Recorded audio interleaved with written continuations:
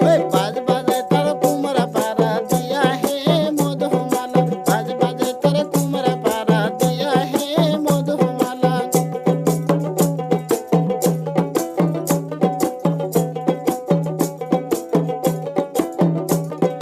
কুমারীর হাতলে মাটি করিগে বেটি আটি ছুটি কুমারের হাতলে মাটি করিগে বেটি আটি ছুটি ওই তারকে বেটিকে না করিও বিয়া গো মধুমালা তারকে বেটিকে না করিও বিয়া গো মধুমালা